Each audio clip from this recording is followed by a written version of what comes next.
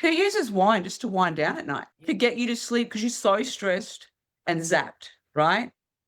Now, what happens a lot of the time at this time in our life, we use coffee to stimulate us in the morning, and then we use wine or any other things to wind us down at nighttime. Some people have to take sleeping tablets and other things of the like, right? And quite often we call this being a functional adult. Yes, right? So this is not balance, people.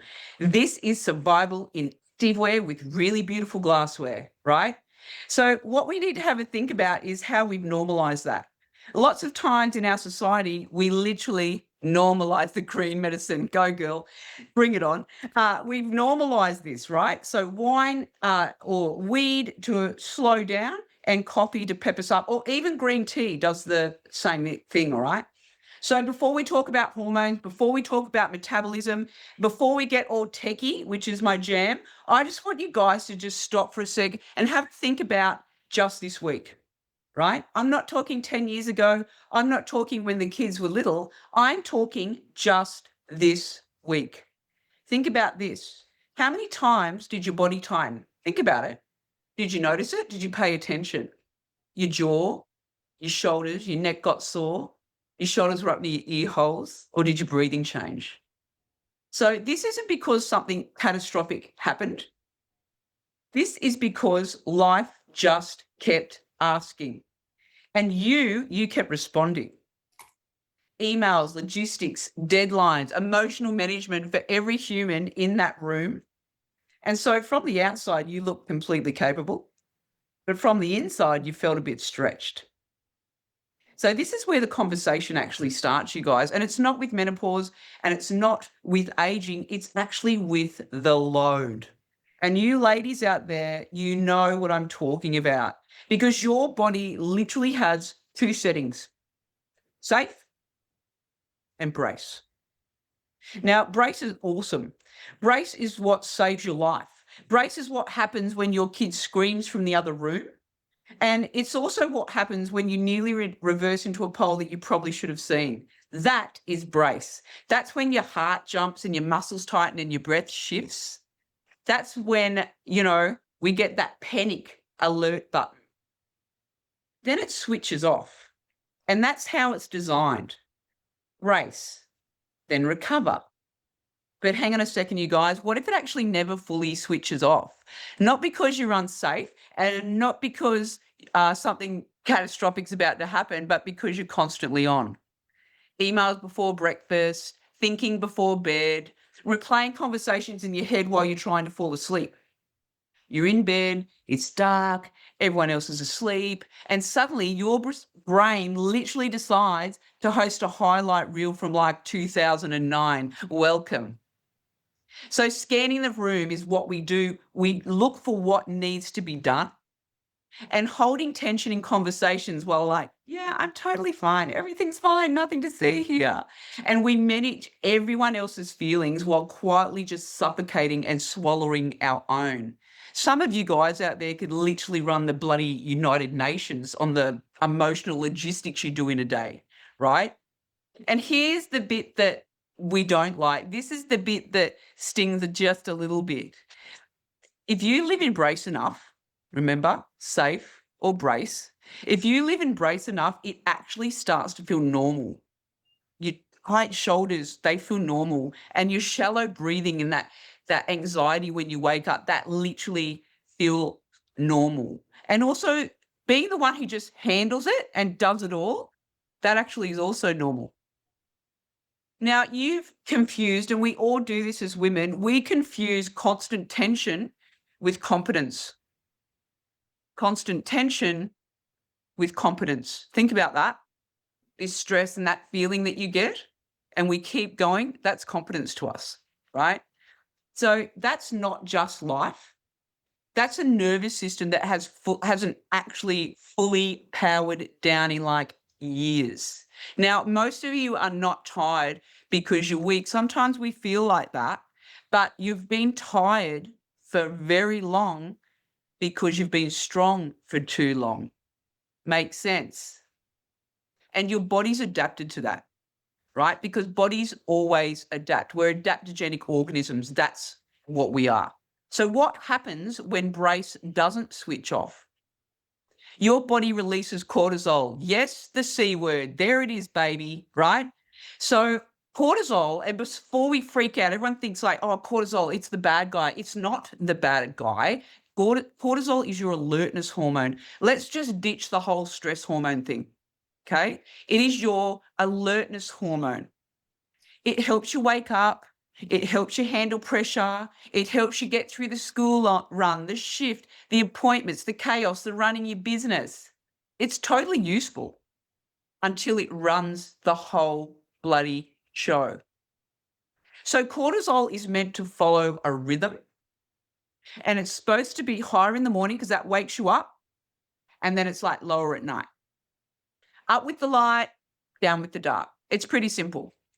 But when you've been bracing for years and you haven't been safe for years, that rhythm starts to drift. And this is what it shows up like in real life.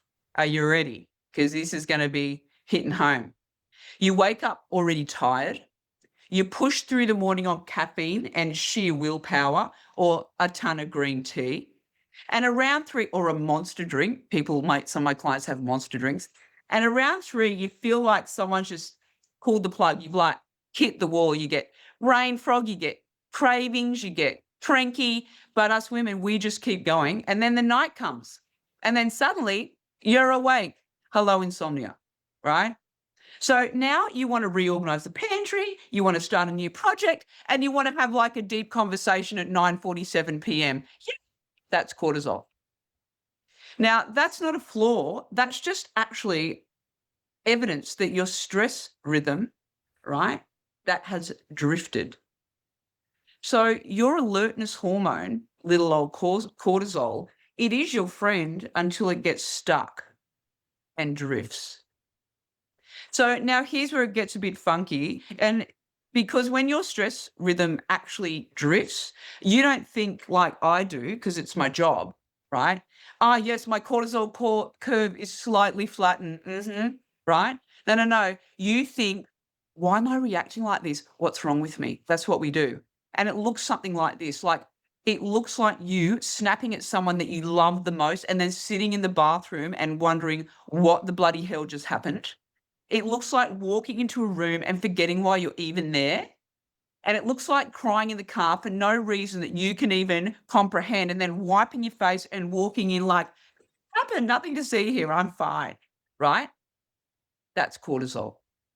So from the outside, it looks like you're completely functioning. And on the inside, everything feels just that little bit closer to the surface, a little bit more touchier, a little bit more irritable, because no one explained the biology of this. So you, and as women, we're very good at this, we always assume that it's us. You think you've become more sensitive, more impatient, more intense. But here's what's actually happening. When stress has been really high, like high for years, and then your rhythm is slightly off, your nervous system has less margin, right? Less buffer. So cortisol sits your patience and all those beautiful, lovely things about here. When cortisol drifts at this age, because nature does this to us, right? That little bit less of a buffer comes into here, about here, okay? So this is where you have less margin for. So at this time, this is around when progesterone kicks in. Welcome, ladies, here we go. Now, this is the important bit, okay? This is where your progesterone starts to shift. Now, I don't know if you guys know a lot about progesterone, but people quite often think it's just for their periods. Well, it is not. It's one of your nervous system calming supports. It smooths the edges. It helps you have that really beautiful, deep sleep. And what it does is it actually helps your brain interpret stress without amplifying everything, right? So when we decrease our progesterone, our brain does some crazy stuff.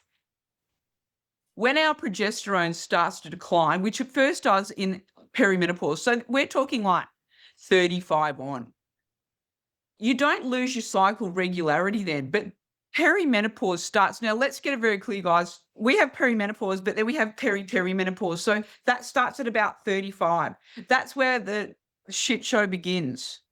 So that perimenopausal phase is not 45, it's actually 35 because it's perimenopause, like the chicken.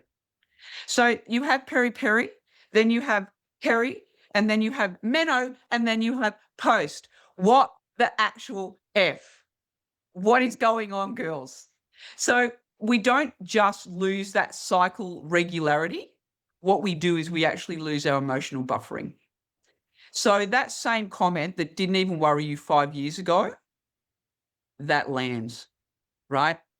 The same to-do list feels way heavier. And not because you've become fragile, it's because the buffer has thinned. So you've got cortisol and then you have progesterone, right?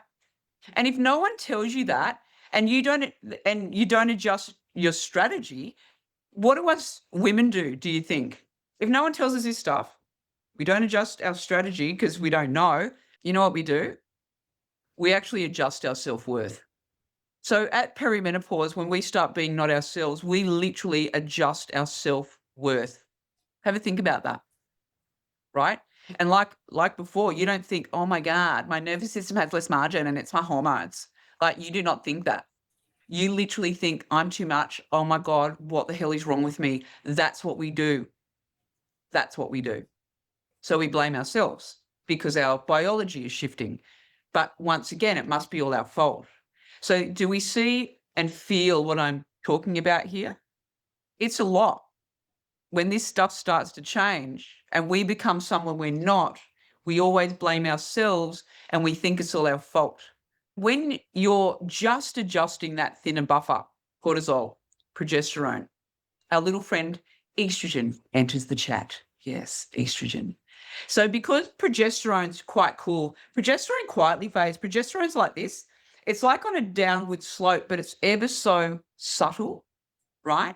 But estrogen, oh, hell no. Estrogen does not phase. Estrogen is like goddamn Miley Cyrus on a wrecking ball. It's like this. It literally swings. It swings up, it swings down, it swings sideways, and none of that's okay. Because one day you're okay and the next minute you're not. So some months it's higher than it's been in years, not months, guys, years. And then some months it actually suddenly drops. That's perimenopause, right? Perimenopause is not a straight line. Progesterone, cortisol, right? Estrogen. It's like having a chat with no bloody moderator. And here's why that really matters, right? Estrogen talks to your brain chemistry. Now, estrogen affects serotonin. Serotonin is our happy neurotransmitter. It's a neuroinhibitory neurotransmitter. It keeps us calm. That's like progesterone, but it works differently. But serotonin is our happy brain neurology, right? So that neurobiology in our brain shifts because of estrogen. We can't help that. It's just a thing. Once again, it is nature. It is biology. It is not us. Now, what that does, it actually influences your dopamine. Now, that affects drive and your focus. So think about your focus, how you forget things. You can't sort of gather your sentences sometimes. You stumble over your words. Your memory's a bit funky. This is all part of it. So when estrogen swings, the clarity in your mind swings. So your decision making is not the best. So your patience can swing. Your motivation can swing. And then also what estrogen does, it actually talks to not only your brain, but your actual control center. So that's why your hot flushes are not random. Your internal thermostat is literally more sensitive because of estrogen swinging. It talks to that thermostat like it talks to your brain. It also talks to those blood vessels, right? And this is why lots of people, their headaches change. So some people get headaches, stop headaches, go from headaches to migraine or migraine to headaches or migraines to nothing. And people always wonder what the deal is. It's estrogen. It also talks to your joint, like you literally wake up like you've been rock and roll wrestling. It talks to your skin. It talks to your bladder. And wait for my favorite thing, the poo tube. It talks to your gut. So this is the one hormone that's literally like running a full body staff meeting. Estrogen. And because it's rising and then it's dropping in these funky waves, you can literally feel perfect one week and literally off the next week. And you actually cannot help it. Now, this is the bit, this unpredictability, this is the bit that messes with our head. This is the bit that makes us go, my mum's gone crazy, my partner's a psychopath, right? Because one day you're actually calm and the next day you're literally crying in your car. Like, why am I crying? I don't know. It's estrogen. So then you're irritated, but wait, the next day, my God, you're fine again. So just within 1 week, you're like, who am I? Just for this week, who the hell am I? And where did I go? Now, this is not identity loss at this time, you guys, but it bloody feels like it, right? It's a fluctuation, right, that's layered on top of this funky nervous system that's already been carried the load because we're women. So this estrogen that goes like this on top of our load, on top of our progesterone and cortisol, how fun is it feeling right now, guys, right? Wait, there's more to my story here. And just when your brains and your emotions are just riding that funky hormonal roller coaster, there's one more shift happening underneath. And this one doesn't shout. No. This one just dims the light, but very slowly. Our little friend, testosterone, right? So most women think that word belongs like in a gym locker room or something. It doesn't. We make it too. So we don't make it in big amounts, but enough that when it actually starts to shift, you absolutely feel it. Testosterone's that like drive, that fire in your belly, that spark, that let's do this thing. That's that thing that makes you start new projects and like, one of my favorite things, lift heavier things. Testosterone also initiates intimacy. This is where you back yourself in a room. It's not aggressive, it's ignition. So I notice a lot with my ladies that come into my clinic. They're like, my libido has, packed up and left the building. I'm like, yeah. We have to get your hormones checked. So they think, unfortunately, at this time, this is where lots of fights, divorces, separations, and terrible things actually happen in relationships. This is where I see women wondering about their relationship because all of a sudden they don't feel like it's in Frio. This is where your relationship can take a hit because we start to think, oh my God, I don't want to have sex with him anymore. Oh my God, do I not love him? Why don't I think he's hot anymore? What is going on? What about the blokes? They're like, oh my God, my missus does not want to have sex with me. She doesn't want to come near me. She doesn't want me to touch her. Does she not think I'm hot? Does she not love me anymore? And by the way, is she having an affair? And this is what I see in the clinic all the time. This is not uncommon. This is actually a thing. So when we're looking at testosterone, it is so important, right? Now, late 30s onwards, once again, peri, it starts to slowly decline. No dramatic exit from testosterone and definitely no announcement, but just this gentle dimming of the lights, right? You don't wake up broken. You just notice something. You just notice that getting to gym's harder. You notice that your motivation isn't as good. You sit on the couch and you think, man, I used to have more fire in my belly than this. And then intimacy starts to feel like an F instead of desire. It's like you sit there and you ask, say, vagina, are you broken? Yes, it's true, right? So this is where you become more fond of sleep and no more fucky, right? So unfortunately for us, this is part of testosterone dropping. This is part of that peri to perimenopausal phase that is ever so slight. It's almost insidious. It creeps up on us and we don't even know it's happening because it's not like we're becoming uninterested. It's just that dial's turned down. And this is what no one explains really well because we need to understand what testosterone does in our body. Now, testosterone helps maintain our muscle bulk. We get that. Now, this isn't I'm not talking about a six pack, right? I'm talking about metabolic insurance. Now, metabolic insurance is important for us because your muscle bulk is where you store energy. It's where your energy gets stored safely. It keeps your blood sugar steady, it protects your joints, and it makes your mood balanced, right? Now, when your muscle naturally slowly declines from your late 30s on, those where you store your energy decreases. So your energy becomes less stable. The problem with this is your weight, it redistributes. So this is where those old strategies, when we try and go back to, I'm going to do these things. I remember this training thing I used to do in my 20s. Well, it doesn't work and it's not going to work. So please don't do it. That is bad. It feels like your body's literally betraying you, right? That is a shift in your system. Now, the shift in the system, I want to talk about our bellies because legit, what is the deal with the muffin top? It can F right off, right? So we didn't suddenly stop training and lose discipline and have McDonald's for breakfast, right? But our genes get bloody tighter. Everything seems to be a little bit firmer. So what's happening? Every time you eat, your body first. Now, bear with me here. Every time you eat, your body turns food into glucose, right?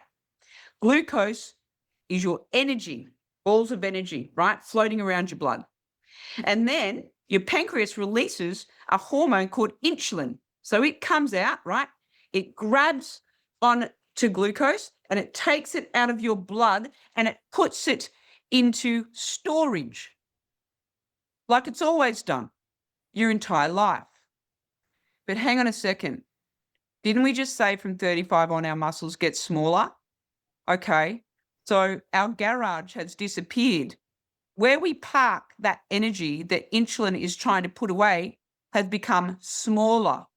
So what do you think the body might do? Yep, it tries to put it in the muscle. Remember, our muscles are smaller. So less muscle storage. Stick with me because this is the boring bit. Less muscle storage, less energy storage, right? So you still have all this energy, but nowhere to put it. Plus we put that stress on. Remember, excess stress starts to happen.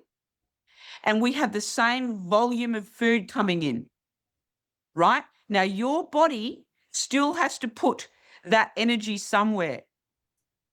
Where's the most efficient place? The safest place? It's our midriff. So is everyone understanding why we get belly fat now when we go through perimenopause? Now, this isn't because we failed at anything guidance or we've stopped training or eating shit, right? This isn't about us, doing something wrong. In actual fact, this is actually a stress signal. It's showing you your body is stressed. We need to pay attention to that and what we're actually doing to our nervous system as well. So in real life, this is what it looks like. It looks like you get hungrier sooner. It looks like you might get a bit shaky or a bit faint if you skip a meal, or you may want to kill people and be hangry. Let's keep it real, people, right? You might be like literally craving carbs mid-afternoon, like your goddamn life depends on it. Thanks for the cake, Sally, right? Even though you've been good all day. And suddenly standing in the bloody pantry negotiating with the crackers, right? Now, this is not lack of willpower. Believe me, can I just go back to that statement? This is not lack of willpower. This is unstable energy regulation. Remember, it can't store it anymore on top of stress, on top of your hormone shifts, okay? So when the muscle is stressed, when the muscle is like bigger and your stress is lower, your fuel goes to the right spots. We get that, right? But when that muscle volume, that lean muscle mass gets smaller and your stress is high, your system becomes reactive. It is stressed. So it stores. So your belly isn't random, it's information. Your belly is telling you something and we absolutely need to listen. Now, I know that one's a bit boring and it's a lot, but I need you guys to understand where our bloody belly comes from. It's not us, it's our body doing it to us. We're not lazy, we're not overeating. But the thing I need you guys to also understand, we can't put the same fuel in anymore. In actual fact, it's not about eating less and exercising more. We just have to be very mindful of the food that we put in. We need lots of high protein. I'm going to tell you all the tricks and tips later, but there's stuff we can actually do about that. Now, There's another piece of the puzzle that no one explains to you, and you would never even have thought this is to do with bloody menopause and perimenopause, right? Histamine. I know. You're thinking it's like, isn't that only for hay fever season, Nosy? Like sneezing, pollen, antihistamines, done, right? No. Histamine is actually one of your body's alert signals. Yes, it's part of your nervous system and it's actually part of your immune system, right? It's part of the nervous system and your immune system, histamine. Now, if it behaves perfectly, right? Something happens, pollens or something come, histamine fires, problem solves, system settles, right? Histamine takes care of that. But when stress has been super high, right? And progesterone's declining, the alert system becomes overenthusiastic. Your body is stressed, okay? It's like the smoke alarm going off when you're just cooking toast, right? Nothing's on fire. That alarm is just really committed to doing its job. So when histamine fires too easily, you literally feel it in your body. And this is what it feels like. And you guys are going to get this one. Your skin can itch. We flush faster. And our heart can thump harder in a situation that you're like, why am I even stressed about this? Why did that freak me out? And sometimes we can even get a skin rash, not like just heat, not anything, not anything in particular, just this prickly, yucky skin, like there's little animals crawling underneath us, right? We hear this all the time. Some of your friends or maybe you may have experienced it. There's animals under my skin. And this is where they say things to me like, oh my God, my arms feel hot. My back feels prickly. I keep scratching, but nothing's there. Well, no, you're not imagining it. You're actually itchy. It's your histamine. And it's because your body is stressed under all these biochemical changes that immune response is sitting close to the edge, right here, right? Now, this is where histamine makes you feel wired and tired all at the same time. Makes sense? It's where your body feels restless, like you're feeling restless in your body. You can't sit still. You're bajiggity, but it's where your brain is exhausted. Makes sense? So what happens as well with this one, which is a bummer, and a lot of my ladies come and tell me this story, all of a sudden I can't drink wine. So they have a glass of wine expecting to relax, but instead they just sit there and they get a face flush or a red face, and they're literally sitting there wide awake. Now, that's not random. That's your alert system firing when it should be settling. So nothing is broken. It just needs that recalibration, which is an easy fix. Easy fix. It's like there's people come in and they go, there's ants under my skin. I'm like, what the fuck? Ants under your skin? No. They're like, yes. I'm like, okay. Right? So that is histamine, right? Now, we've never been told that histamine has anything to do with menopause, have we? Now, the lucky last thing I want to speak to you guys about is my favorite thing. This is my favorite thing. Now, this is one of the places that your system talks the loudest to. It is your gut, right? Your gut is like on fire in menopause. Think perimenopause. I used to be able to eat this and now I can't. I used to be able to eat mangoes and all of a sudden I'm intolerant to them. Every time I eat something, my guts is bloated. I haven't even eaten. I woke up this morning, my tummy felt pretty flat, but now I look like I'm 9 months pregnant and I've only had water today. Welcome. So what happens is you'll get this thing where you feel constantly bloated. The biggest thing I hear in my clinic is the bloat. I'm so bloated, right? I'm just bloody inflamed all the time, right? But it's not what you think it is. So our gut does way more than digest food. What our gut does, and one of the most, especially for us women, one of the most important things that it does is it processes and it clears hormones, especially estrogen, out of our body, right? That process of clearing and cleaning and metabolizing estrogen is called the estrobolome. Now, all that means, that lovely big word, I don't know why they're all so big, but anyway, all that means is your gut helps to get the estrogen out of the body that it no longer needs, right? So when the gut's healthy, those hormones move really smoothly out through your feces, happy days, right? But if your stress has been high for years, your digestion slows down. Think about this: cortisol, hormones, histamine, right? So when your stress has been high for quite a few years, that slows down your digestion, and it shifts that gut bacteria, those microbes in the gut. So when that happens, estrogen is cleared less efficiently. Makes sense? So instead of it leaving the body, some of it actually recirculates. Now, the reason that we do that is when our body's under stress or the nervous system's under stress, right? Or we destabilize those microbes in our gut, the good guys. The guts are colonized, the holes become bigger. So some of that stuff that's supposed to go out in our feces recirculates, including estrogen, including food particles. Picking up what I'm putting down? So we actually produce immunoglobulins to those food particles, and we get intolerant to certain foods, right? But then what we notice is some very simple things. And it's estrogen that recirculates that becomes the biggest issue, because it can be very dangerous as well, guys. I don't have to tell you about that one. Now, what we get is bloating, fluid retention, breast tenderness, and mood swings, right? Now, this isn't because your body has made too much of a hormone, right? It's because it didn't clear it properly. Now, the gut becomes part of the bloody hormone conversation as well. So it's not about digestion. Your gut is about hormone regulation, keeping that balance for your hormones. We really have to look after our gut. And when the nervous system settles, like your gut, it settles too. So they are intertwined, they're married. We don't want them to be divorced. We want them to be balanced and focused and having really deep and meaningful conversations, so that if your gut's settled, your nervous system settles. If your nervous system settles, your gut's settled.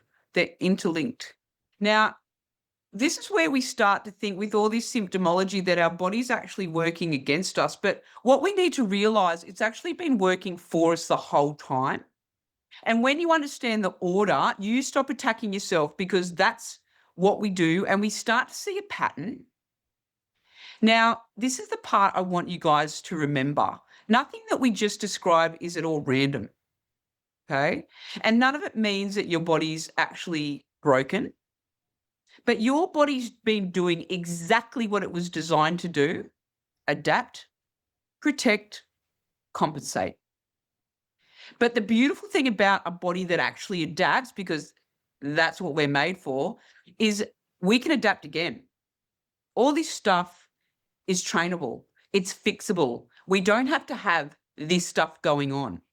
And the driver of it, now we go, oh my God, I need to lose that bloody muffin top. I'm going to do a 6-week gym session, train 6 times a week, and eat like lettuce leaves. Okay. Or we're going to do a lemon detox. Fuck the lemon detox. Or we're going to do some parasite cleanse. Kill me now. None of that works, right? Because this isn't about doing stuff. It's not about punishment.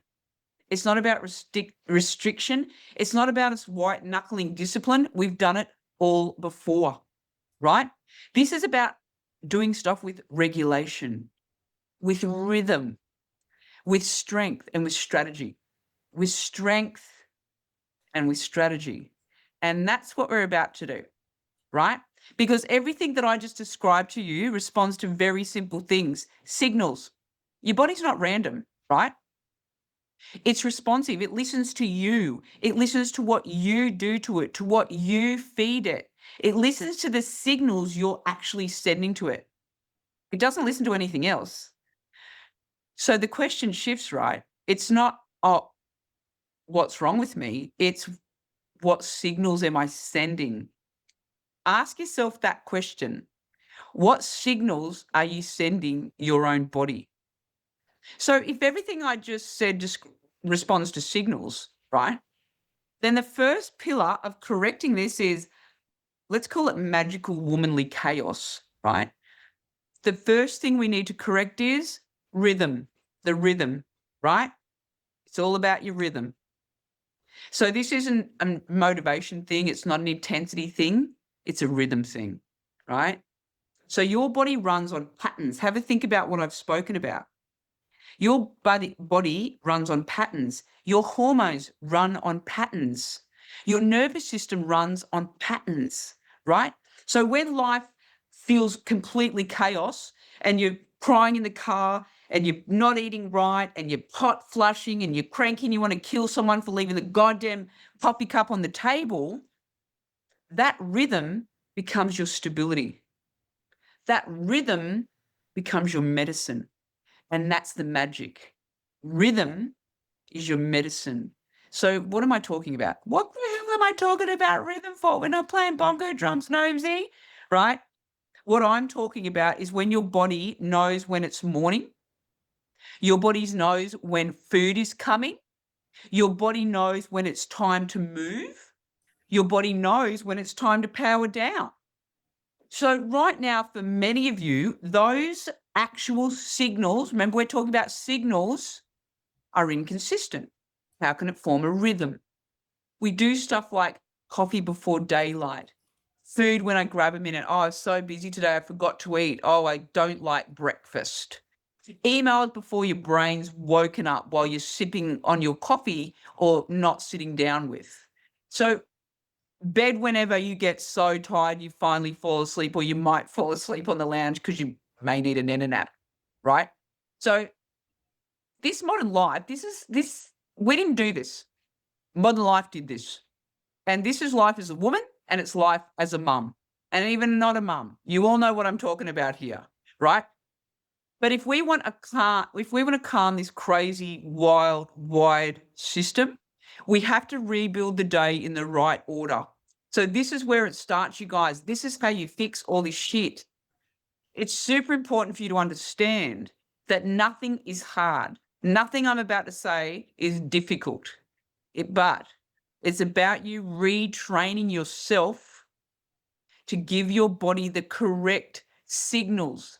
So when we're getting crazy, we can be the eye of the storm. We can be the non-chaos. We don't panic. We focus. We be that eye of the storm. That's what we want to be, our old selves, but even a better version than that, right?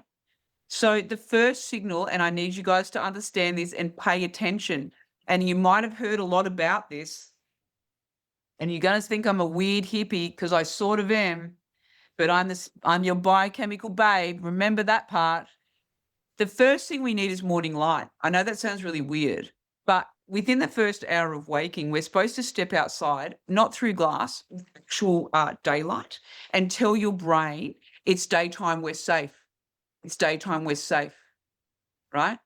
So that one habit, and they've proven this, starts beginning to stabilize your cortisol rhythm, right? It starts to stabilize that. Some people are so whacked out with their cortisol, they literally wake up and they have low cortisol when I do that adrenocortex stress profiling. Their cortisol is so low, it takes them like an hour and a half to 2 hours to wake the hell up. None of that's okay.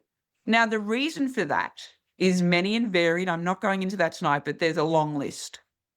But if we actually wake up and our cortisol's flatline because you've been under stress for a really long time, you have insomnia, you woke up between 1 to 3 o'clock, you couldn't get back to sleep, you destabilize your blood sugar because you didn't eat the day before. I could go on.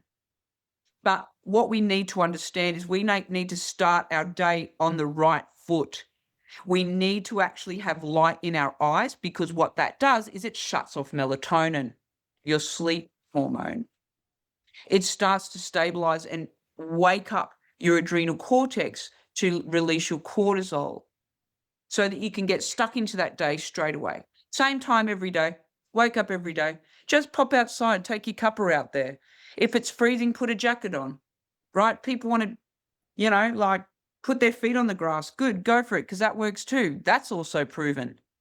So we want to start the morning with light, not dark, not wandering around the dark. We need actual sunlight. And if you go to shift work, which a lot of my people do, whenever you can, just to go outside on your break and get some sun on you would be epic.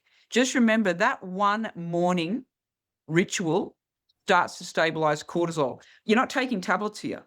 You're not shoving stuff in your face. It's one simple technique that's proven to start stabilizing cortisol. Now, the second thing is this one. Now, I know a lot of you guys hate breakfast. Well, too bad, because we need to start fueling you early. We can't have caffeine on an empty stomach. That does a hard spike on your cortisol. We don't want a hard spike. We want this, you guys. So write it down. No caffeine on an empty stomach. Okay. Now, when we have caffeine on an empty stomach, you need food in your belly. Okay. The other thing you need to do is have protein in the first hour. The first hour. Because fuel tells your nervous system a simple thing. There is enough. Stand down. There's enough. Don't stress. There's no food. Stress out. Go up, be hypervigilant, have anxiety or stress, and be extra alert, please. Because there's no food. We might starve to death today. Lizard brain. So we need to have a think about this. No coffee on an empty stomach and protein within the first hour. I know it's tough for some of you, and you're probably going to gym and all sorts of things. But please make sure you have a little bit of something before gym, even if it's a banana or a protein shake. Superhuman, of course, people. We all know superhuman. And then when you get home from gym, that's when you need a bit more protein, even if you have your superhuman after gym, and then or have some form of food protein that'll be fit. Got it? Now, because steady fuel tells your nervous system that to stand down, it takes you out of a stress mode. It stabilizes cortisol again. And what else does that protein do? It actually modifies and regulates your blood sugar that regulates your mood, right? So when you have your food, that blood sugar stabilizes and your mood stabilizes. Does that make sense to you all? No caffeine on an empty stomach. Protein within the first hour, if possible. And doing so, it stabilizes your blood sugar and that stabilizes your mood. You stabilize your blood sugar, your energy steadies, right? Your reactivity, because your blood sugar is stable and your mood has softened, your reactivity to everyone around you softens. No more road rage, just putting it out there. So remember, guys, this is not about dieting, okay?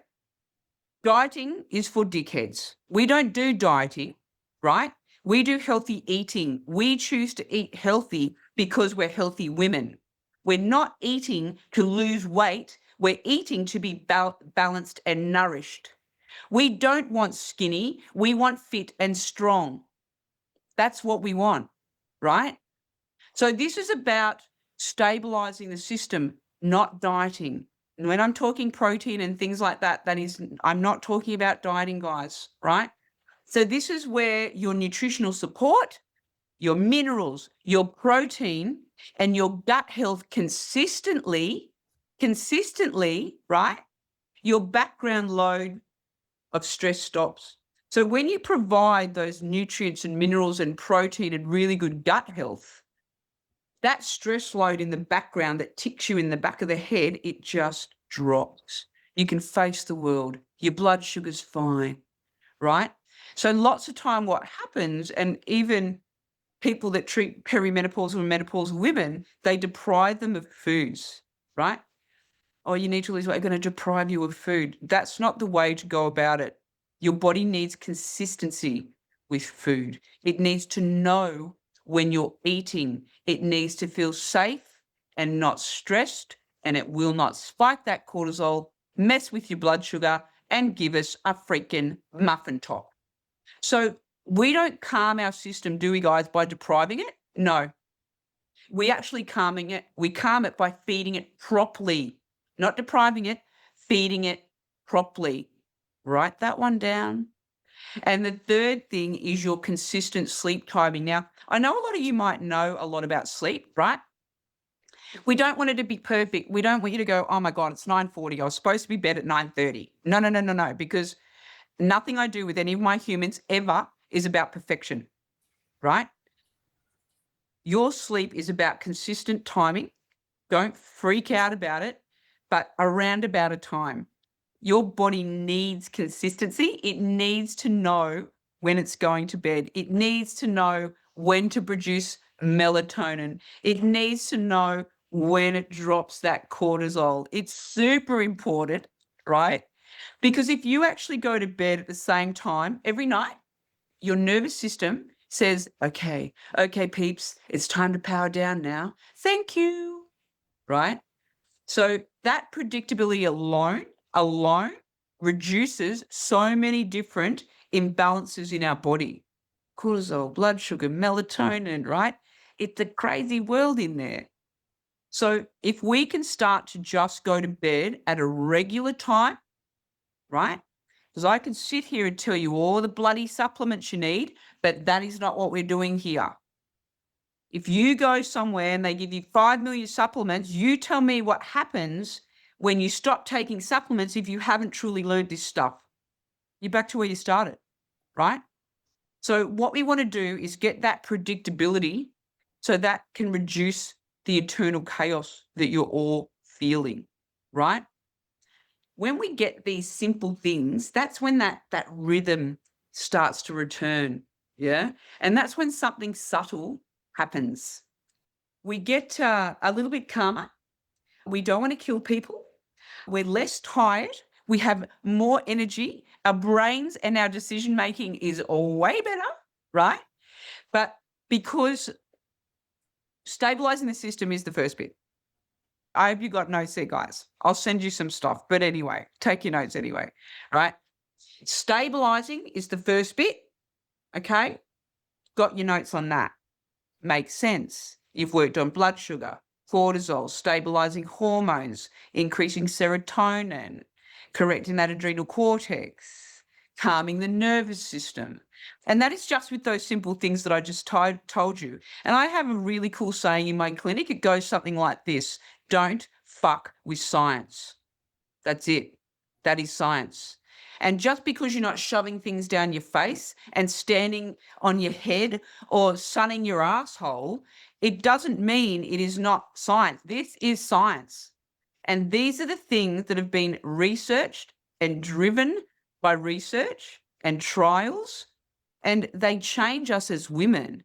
They change who we think we are. They change how we see ourselves, but in a really short period of time. And it is epic. I see it in my clinic all the time, and it literally blows my mind. Now, that's the first bit. There's the next bit, right? Rebuilding is this bit. This is the next bit. So first of all, do that bit, right? Do that for 6 weeks. Got it? Now, this is where we have to start rebuilding.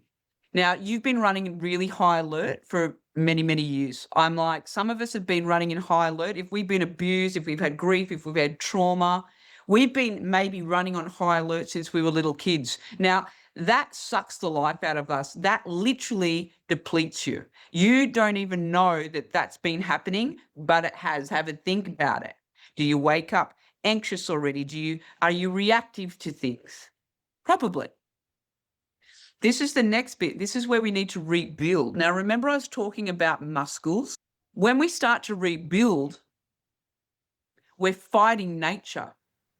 Nature takes that from us. We have to fight for our muscles from about 36 on. It's a goddamn fight, let me tell you. And it's one that we have to hold fast to, not because we want a six-pack, not because we want suns out, guns out in a singlet, although that sort of does look good. I'm just putting that out there for you. But this is where we're creating storage for your energy. You're picking up what I'm putting down now? So this is where your strength comes in. Now, we don't want to be thinking right now about starving like shrinking. So it's not about shrinking. It's not about getting smaller and lighter. It's not about dieting, right? It's not about getting your body back. Before I was pregnant, I want to be blah, blah, blah kilos. Forget it. Don't do it. It's a form of torture for your brain and for your goddamn soul, right? So it's not about those things. This is about becoming stronger. Yep, stronger muscles. This is about, okay, I know some of you guys are freaking out right now. You're sitting there going, I don't want to get bulky, right? But let me tell you this much.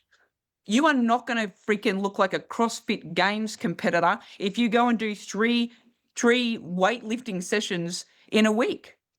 We cannot build muscle like blokes. It's very hard for us to do so. I've been there. I've done that. It's 4.5 hours of training to get on stage to just show some form of bloody muscle. It's stupid. It's ridiculous. Don't ever do that, guys. So we want to be building muscle. We want that energy to have a storage compartment, a garage. So that is not free floating around our system and have to be stored somewhere else. So women, we don't get bulky by accident, guys. We have to work really hard, as I just said. So we struggle to build muscle on purpose. So don't be afraid of going and lifting heavy things. In fact, it's fortifying for your joints. It's good for your ligaments and tendons that weaken. You need collagen. I'm going to speak about, yes, collagen. I'm going to speak about that in a moment. But when we drop estrogen, our ligaments and tendons get weaker. We lose our muscle bulk. So we're not as strong as we used to be in ligaments and tendons unless we take collagen. We need collagen. But the other thing we need specifically just for our muscles is obviously it takes an effort. Yes, it does. We need protein. We need sleep. We need consistency, right? And we usually need more bloody testosterone than we have, but that's okay, right? Go get your testosterone checked as well. You do saliva hormone profiling. That's what I do a lot in my clinic. You can get your SSTs done from the doctor, and that's all well and good. But when we do saliva, we check out your active hormones. But the other thing that we do is we check the ratios of estrogen to progesterone. It's not about how much you have. It's about the ratio of those guys as a team. So just remember that. Write that down. Remember that. Ask me later, right? But when we're building muscle, we don't build a lot, right? But our muscle is our metabolic insurance. Remember those two words I said before. Remember, it's the glucose storage tanks. It helps balance our blood sugar. It stops us being insulin resistant. Now, insulin resistance is what I explained earlier, guys. You're not utilizing your insulin effectively, number one. Number two, you're not storing your energy in the correct spots. The more muscle you have, the less insulin resistant you are. The more muscle you have, the more energy garage you have. So it's not going to store somewhere else that's safe to your body, right? So it supports your bone, it supports your joints, and it steadies your mood because you're stabilizing blood sugar. See how all of this is married to muscles? Muscles are the bomb diggity, right? Muscles are the thing that make us younger. Muscles are a marker of age when we get bioresonance testing. It's a marker of age. That's one of the markers. They say, hey, you're 50 something, but you're really 42. And you're like, I'm so young. Well, you probably got a lot of muscle. It makes us younger for longer. Important. Now, when I say this, guys, and there's lots of people that don't train, don't go to gym, probably haven't, some people haven't been into a facility for 10 years. Who gives a shit? That's totally fine. I have lots of people that come into my clinic and they haven't been in a gym or any form of exercise for 10, 15 years. That's totally fine. Because what I do is I start them off small. I'll tell you how I do it. I actually start them with 10 times around the clothesline. Yeah, I know. I literally go, right, you haven't done anything. Let's do this thing. 10 times around the clothesline, take the basket in. That's how we start. 10 times around the clothesline, carrying the basket, and then hanging the clothes out. Then I tell them to do stuff like, I want you to do some form of exercise just in your house or around your house for 4 minutes, which they do. So what do you think happens after about 2 weeks when I tell people to do 4 minutes of exercise? Of course they're not doing 4 minutes. They're up to 15 minutes and bragging about it. And they're like, you're not going to believe it, Gnomesy. I'm literally doing 15 minutes. 2 weeks later, I'm doing half an hour of exercise. It's so good. So don't freak out when I'm talking about lifting heavy things. We start in baby steps. All we want is not perfection. We just want consistency. Consistency is easy. You just need a backup plan, right? So this is what we need to understand muscles, get this bit. This is about your soul. Muscles send a message to your nervous system, right? So when you have muscles and you feel strong and you feel physically capable, your brain reads that message. Do you hear what I'm saying here?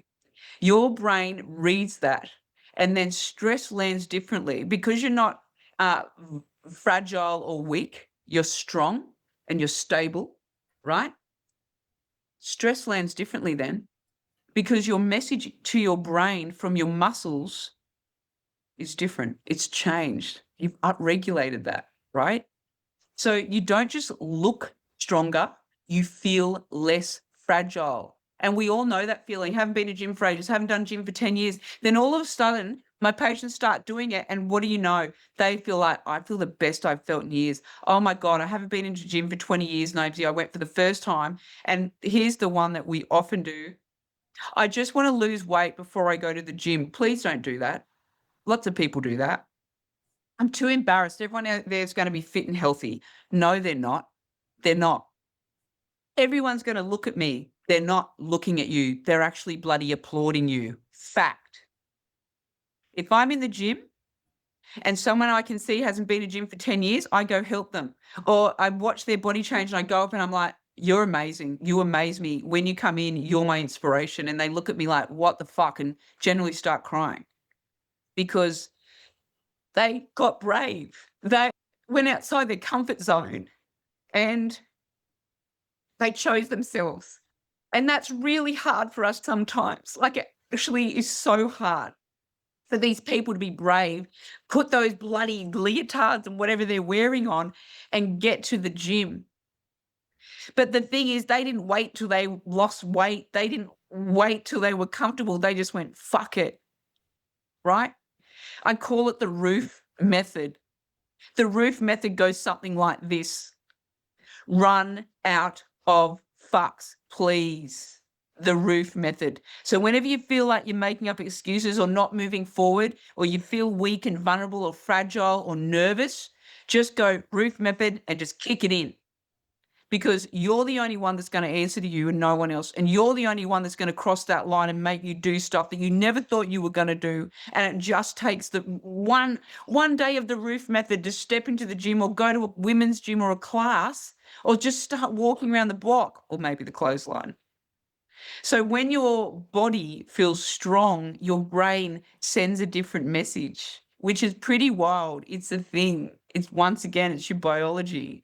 So when your legs feel strong, you stand different, right? We all know this one. When your arms feel strong, you carry differently. That's what we do. And when your core feels strong, you stabilize differently, right? And that's physical strength. That sends a message once again to here, and it says, I can handle this. That's what that strong body does to your psyche, to your spirit, to your soul. I can handle this. That's capacity. And that's what we need to grow. We need to grow capacity, right? So rhythm that we spoke about, the first bit, that calms the chaos. We have to focus on that. We have to get routine.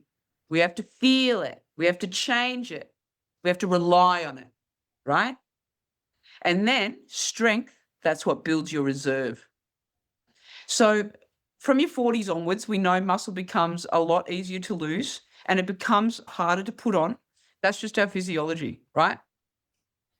Which means if we don't intentionally rebuild it, we slowly lose our biggest stabilizer of this and of this, right? It's when we start to wonder why everything's so bloody harder. I used to be able to do this. Now I can't do it. Oh, it's so sore. I'm so sore. I do this little thing, right? Now, remember, at this time of our life, it's not about us shrinking. If you do everything right, you'll naturally shrink, right? If you start to train your body to not be stressed, decrease cortisol, get correct sleep, eat your protein. These things are not hard things. They're easy things. You don't even have to buy them. You just do them, right? This is where we have to start thinking about we're not just shrinking.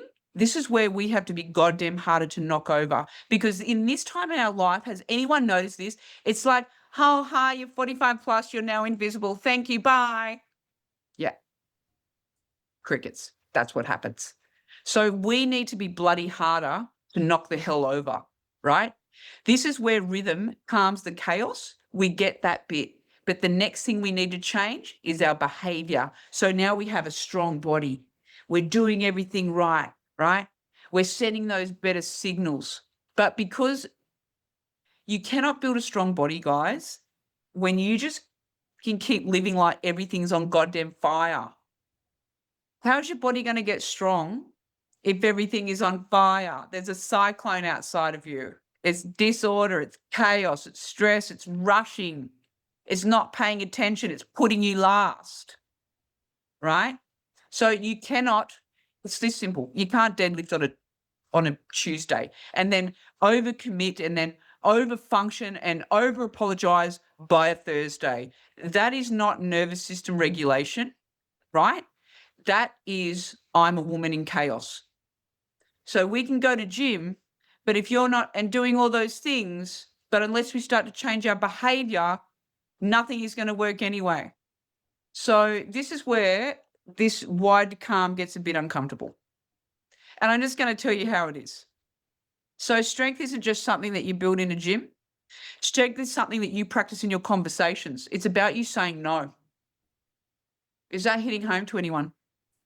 It's about you saying no with no reason, just no thanks.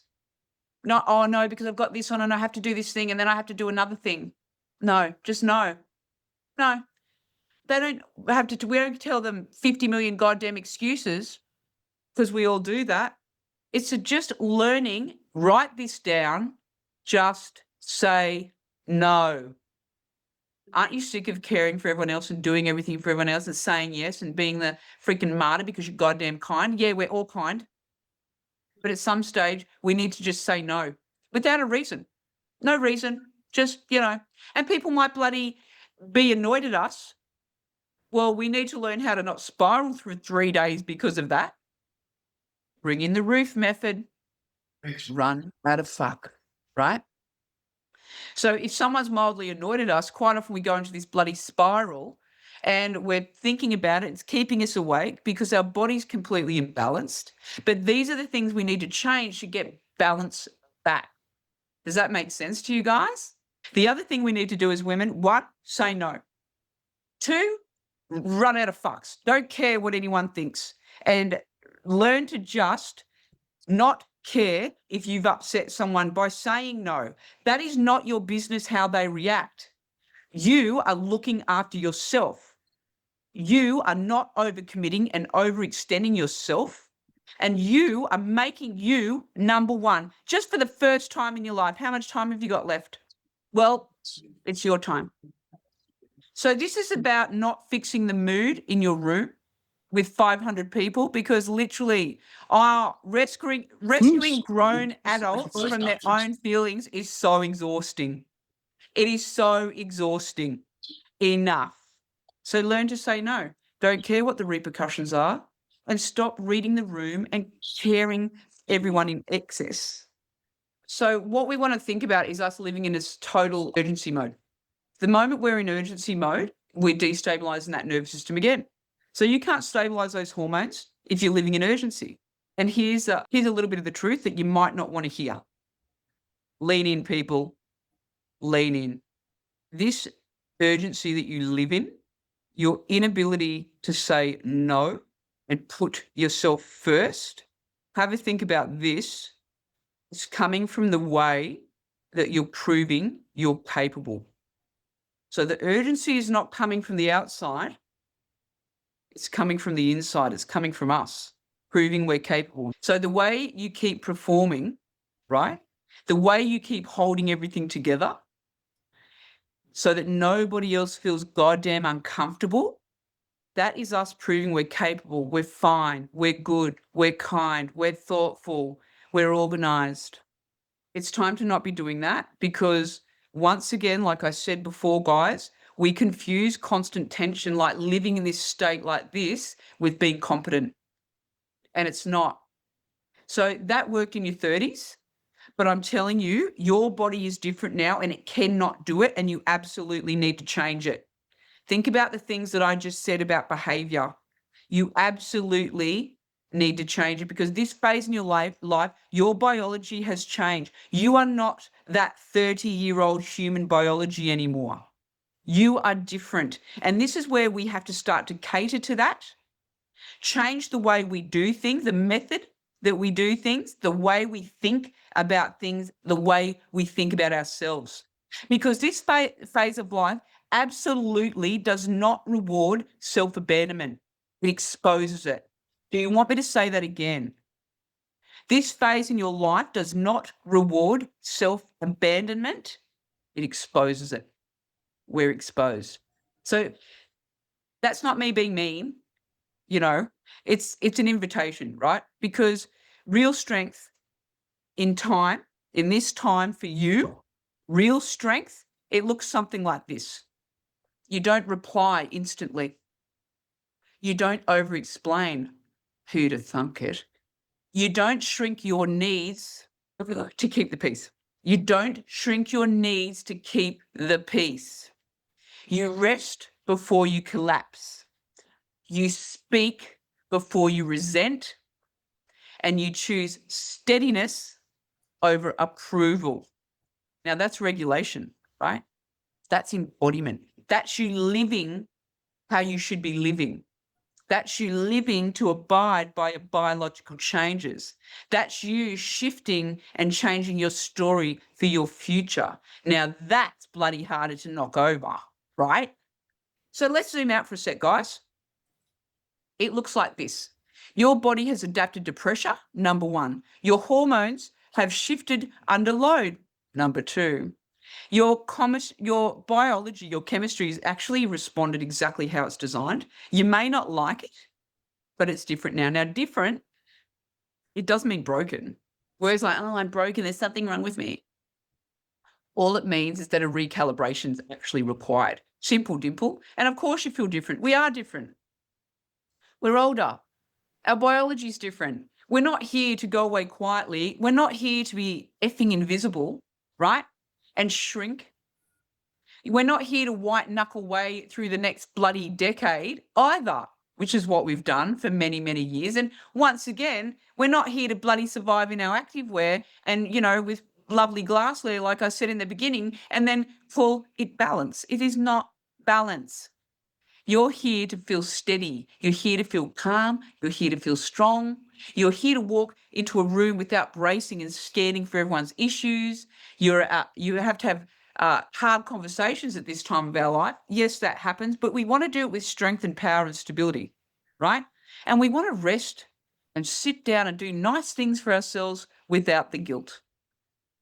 To lift something heavy like physically or emotionally and not feel like it flattens you, wide to calm, it's not about you becoming soft. It's not. It's about you becoming steady. It's about you not becoming less powerful. It's about you becoming regulated, right? It's not about you becoming less ambitious. It's about you being more resourced and managing things a little bit better. So all that's trainable. And here's the important bit. None of those things require you to become a different person, right? They require you to start sending your body different signals. That's it. Because when the signals change, right, the biology follows. So you have to feed your body the right signals. That biology, all that chemistry starts to shift. It's not complex. Your nervous system, it listens. Your gut listens. Your hormones listen. The metabolism, it listens. And slowly, sometimes quietly, at the beginning, the system begins to stabilize again, right? And so let's land on this for a moment, because tonight's not telling you guys about something's wrong with you, right? It's about showing you the pattern that you have. It's about understanding how stress loads the nervous system, how hormones begin to shift, and how the gut and inflammation are joining that convo, and why suddenly things used to feel easy and they just start to feel harder. Your sleep, your energy, your mood, your weight, your bloody patience, right? But the most important thing I want you to take away from tonight is this. Your body is not working against you. It's been working for you the whole time, it's been protecting you. Trying to keep that functioning under pressure, that pressure valve on, right? But that pressure valve on, that how we adapt to stress and hormones and all these changes, sometimes it comes at a cost. And that's okay. Your system just needs a different strategy, right? No more pushing, no more crazy discipline, no more ridiculous, extreme bloody diets. Regulation, rhythm, strength, clear signals. And when those signals change, the epic part begins. Your body changes with them. Sleep deepens, energy steadies, and inflammation settles the hell down. Your fuse gets longer again. You're not a psycho and you don't want to kill your partner or maybe even your children.